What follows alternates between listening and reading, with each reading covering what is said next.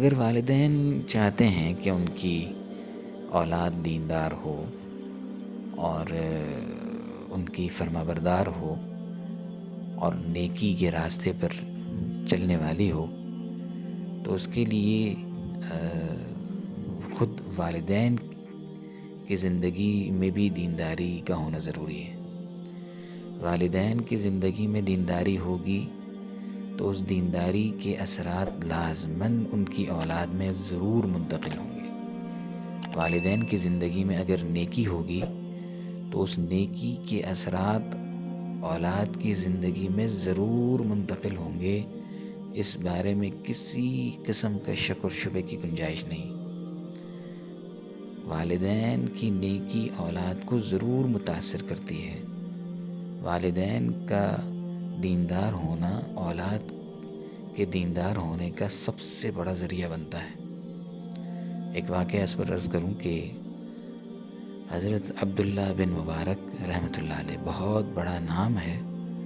اور اللہ تعالیٰ کے بڑے اولیاء میں سے ایک ولی ہیں اور بہت بڑے محدث گزرے ہیں اور امت کا بہت قیمتی سرمایہ گزرے ہیں۔ ان کے جو والد تھے حضرت مبارک رحمۃ اللہ علیہ، وہ غلام تھے اور ان کے جو آقا تھے، ان کا جو مالک تھے، انہوں نے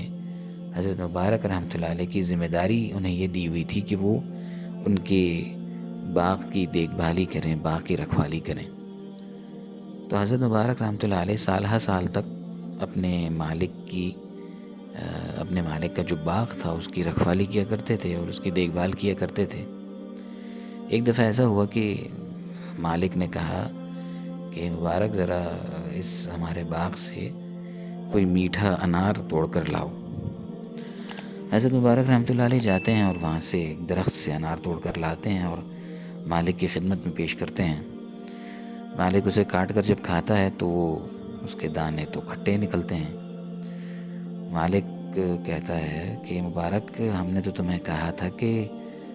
میٹھا انار لے کر آؤ اور تم یہ کھٹا انار لے کر آ گئے۔ حضرت مبارک رحمۃ اللہ علیہ معذرت اور معافی تلافی کرنے کے بعد دوبارہ جاتے ہیں باغ میں، دوسرے درخت سے پھل توڑ کر لاتے ہیں۔ جب وہ دوسرا پھل توڑ کر مالک کی خدمت میں پیش کرتے ہیں اور مالک اسے کاٹ کر اس کو چکھتا ہے تو وہ انار بھی، اس کے دانے بھی کھٹے نکلتے ہیں۔ اب وہ مالک ذرا اس کی تیوری چڑھتی ہے، وہ حضرت مبارک رحمۃ اللہ علیہ کو کہتا ہے تھوڑا غصے سے کہ بھئی ہم تم سے کہہ رہے ہیں کہ تم میٹھا انار لے کر آؤ اور تم دوبارہ کھٹا انار لے کر آ گئے۔ حضرت مبارک رحمۃ اللہ علیہ دوبارہ معافی تلافی کر کے جاتے ہیں اور تیسرے درخت سے انار توڑ کر لا کر پیش کرتے ہیں۔ اتفاقاً انار کا یہ دانہ بھی کھٹا نکلتا ہے۔ اب مالک کو بڑا غصہ آتا ہے، وہ کہتا ہے کہ تمہیں اتنے سال ہو گئے ہمارے باغ کی خدمت کرتے ہوئے، ہمارے باغ کی دیکھ بھال کرتے ہوئے، ابھی تک تمہیں یہ پتہ نہیں چلا کہ میٹھا انار کس درخت میں لگتا ہے، تو تم ہمیں میٹھا انار پیش کرتے۔ تم 3 دفعہ لائے اور تینوں دفعہ کھٹا انار پیش کر رہے ہو۔ تو حضرت مبارک رحمۃ اللہ علیہ کہنے لگے کہ صاحب بات یہ ہے کہ سال ہر سال تک ہم نے آپ کے باغ کی خدمت تو کی ہے، لیکن آپ کے اس باغ کے کسی بھی درخت کا پھل ہم نے نہیں کھایا ہے، اس لیے ہمیں پتہ نہیں ہے کہ کس درخت کا پھل میٹھا ہے اور کس درخت کا پھل کھٹا ہے۔ تو مالک کہنے لگا، اسے بڑا تعجب ہو، اس نے کہا اتنے سالوں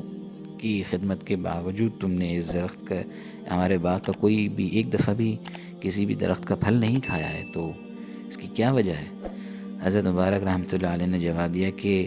صاحب آپ نے ہمیں اپنے باغ کی دیکھ بھال کے لیے رکھا ہے اور ہمیں تو آپ نے اس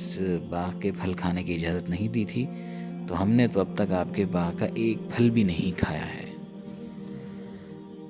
تو مالک ان کے اس امانت داری اور دیانت داری سے بڑا متاثر ہوا اور اس نے سوچا کہ میری بیٹی کے لیے اگر کوئی دیانتدار شخص اس کا شوہر بن سکتا ہے تو وہ یہی ہے، اور اس مالک نے حضرت مبارک رحمۃ اللہ علیہ کو اپنا داماد بنا لیا اور اپنی بیٹی کو حضرت مبارک رحمۃ اللہ علیہ کے حرم میں دے دیا۔ اور پھر حضرت مبارک رحمۃ اللہ علیہ کے اس رشتے اور اس نکاح سے، اس گھرانے سے حضرت عبداللہ بن مبارک رحمۃ اللہ علیہ جیسی شخصیت پیدا ہوئی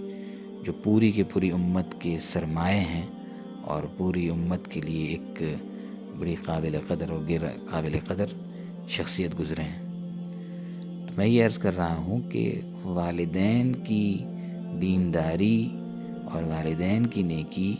اولاد میں ضرور منتقل ہو کر رہتی ہے۔ اس لیے اگر والدین یہ چاہتے ہیں کہ ان کی اولاد دیندار ہو، نیک ہو، سیدھے راستے پر چلے، ان کی فرما بردار بنے، تو انہیں چاہیے کہ وہ اپنی زندگی میں بھی دینداری کی فکر کریں۔ اگر ان کی زندگی میں دین ہوگا، ان کی زندگی میں نیکی ہوگی، تو وہ نیکی ان کی اولاد کو ضرور منتقل ہوگی اور ان کی اولاد اور ان کی آنے والی نسلیں بھی نیک اور دیندار بنیں گی۔